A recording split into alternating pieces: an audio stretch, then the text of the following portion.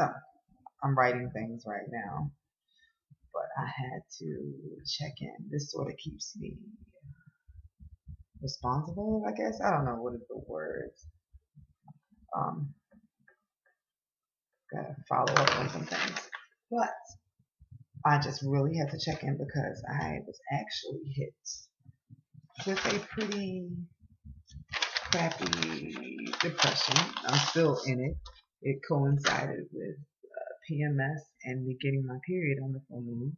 So it's been like a 2 week in a fogginess process. But honestly, it wasn't heavy fog. Well, it was heavy fog, but it started when Scorpio season started, but it was like light and misty. But it was cool. I'm still pressing through. Um, but then for a couple days, I found myself actually unable to do any fucking thing, which is rough because I have a job where I have like my readings and stuff, and they get backed up, and I get all panicky, and the anxiety is sometimes like an anchor. Like you feel like you can't move even though you want to swim and stuff. But like I made it through with minimal fucking damage. And the answer was not what I thought it was. And that's what I wanted to talk about. This whole time, I'm thinking about life and myself and so many people that I've had the blessing of being able to read for and work with that we've had commonalities of always trying to modify ourselves to fit into the world instead of modifying our worlds to work around us, because in this place it's a bit of give and take. Like, yeah, we have to work, but we can do something we love instead of thinking you just have to find a place where you fit in just to survive. That becomes the feeling that comes along here. So I've been learning not to try to place myself in other people's box, which made me realize I had to learn who I am, how I operate. I've actually discovered that I'm not a night owl. I thought I was. um, my whole sleep system has been reconfigured, and what I did was I decided to just let myself be. Like, what do I do naturally? When do I naturally wake up? Stop trying to put yourself in boxes. When you're hungry, what do you actually crave?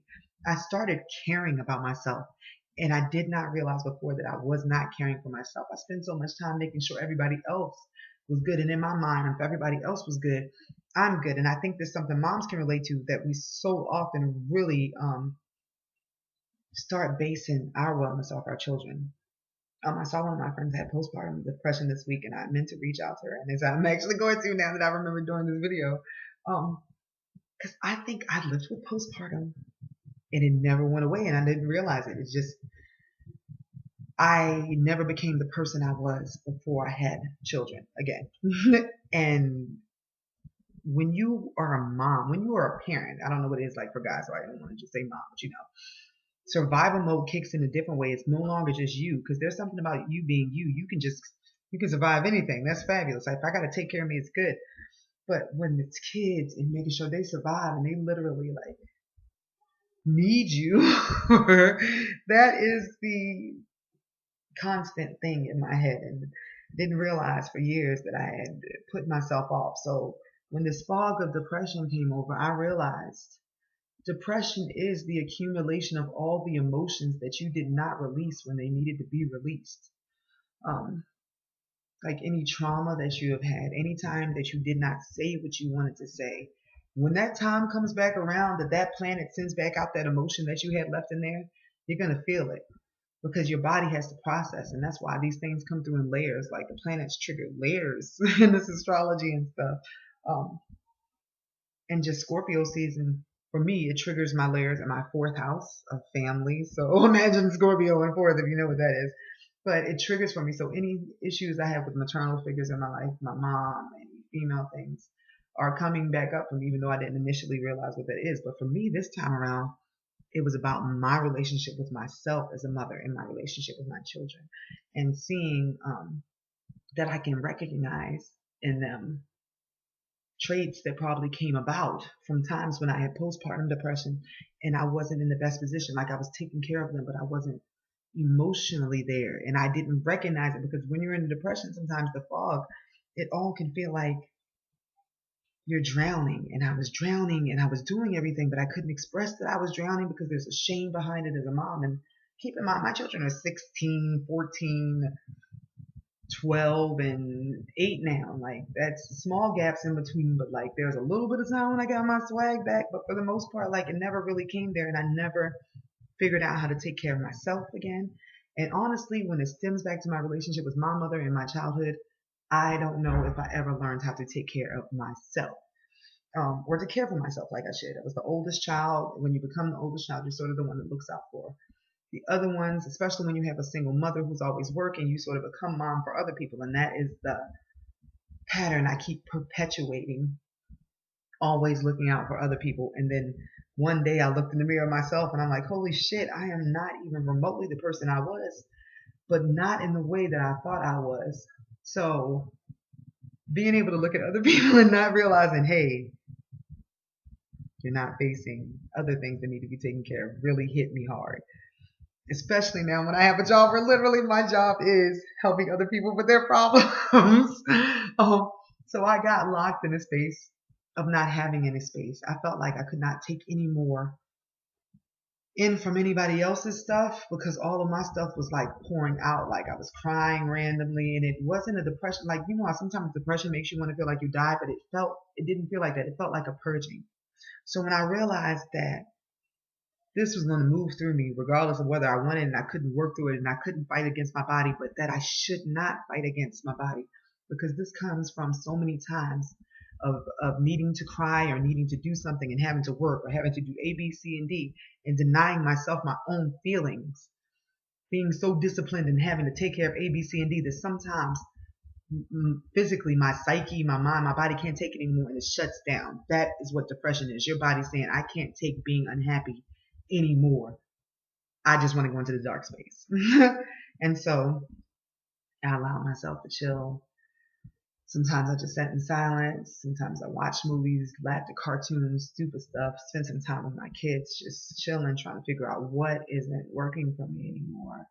What feelings need to come up? What do I need to register? And seeing my friends post about the postpartum, and then recognizing, okay, so what do you need to do to survive a depression that you need to let come up? Do one thing every day that will make your life easier as you go along, because you can only do so much. But do what you need to do to take care of yourself as you move along. Listen to what your body needs. Cry when you need to. Don't deny yourself any emotion that comes up. And this is not an approach I'd ever taken before. Now I can still feel like the waves of the feelings that have to come through, and when they need to come up, I think about what the sadness I'm feeling is, and let it trace itself through my veins, through my mind, and let it come up. Or I'll get triggered, because you can ask your guides and your ancestors to give you signs, and they will, believe me, they work quick. But allowing it to happen. So I'm blessed to have my own business. And I'm blessed to have beautiful clients who understand that this business is an emotional one. I take on other people's emotions as well as my own personal stuff. So for clients, sometimes I'm able to say, hey, I had to move your time. Thank you for being so patient. Some people want refunds, and I respect that they want a refund. They don't want to wait for my depression, and that's fine as well. But the cure for all of that was not allowing money or bills or life to tell me I'm not allowed to be a human right now. I did not realize I was mistreating myself, and therefore attracting mistreatment from outside myself. I really had to think about the way I force myself to work and all the other things that I do, just always forcing myself to be perfect. I have some Virgo in my first house in the second. Always forcing myself to try to be perfect, always saying I got to do A, B, C, and D. The hardest thing has been letting go of that and saying, can you accept yourself as yourself? What can't you live with? What would it take for you to be happy every day? What are you grateful for? What do you want to strive towards? What do you want to do every day? And I did not realize that I had not been caring about myself or how I felt about anything. I literally felt like I was existing every day to make sure I raise my children and my family. Like all my dreams and all that other stuff, it sort of went aside. Working on it, but maybe I wasn't working on it. You know what I mean? Maybe I was getting caught back up in the cycle, and this depression helped me realize, hey, there's still some other stuff on the board that you wanted to do and you need to balance. That's why it's beautiful that Mercury retrograde went back into Libra, because there was clearly some other raking that needed to come to imbalance. And I hope that anybody else who has been dealing with depression or any of the heavy feelings of this collective, this 2020, found some helpful information in this video and me sharing. I was nervous. I was actually going to do a private video diary about it, but then I decided somebody else out there might be going through depression, because I've dealt with this for years. Like since I was a child, I remember the first time I told my father I wanted to commit suicide. I was 11. And I mean, this place is ghetto. So that feeling has not changed. But I'm learning to love it here. And the orange is the new black kind of way. Like we are here on earth to learn lessons, to increase our spiritual power, because earth is like a workout for our souls. Once you come here and you go through the tumultuousness of its nature, your spirit becomes stronger. You like become doper than the other souls, so to speak, because everybody's pretty much trying to come to gym earth so that they can beef up their spiritual powers and create more things in the astral. Looking at it that way, accomplishing your mission, getting up every day, creating something, experiencing things, is the main thing you should do, because when you pass away, the DNA never forgets, the cells never forget, and when you're reincarnated again, or when you go where you go, all these memories, all this knowledge, all this experience is what gives your soul strength. Even the depressions, even the dark times, the moments where you uncover things, where you feel like your skin is being peeled off emotionally, but like sometimes literally, like it feels like you can feel that shit. You ever had your heart broken? You felt like you could feel that in your chest? That's probably like your heart chakra or something. But feel your feelings, guys. Find out why you feel that way. What can you do to make it better? That is how you take your power back.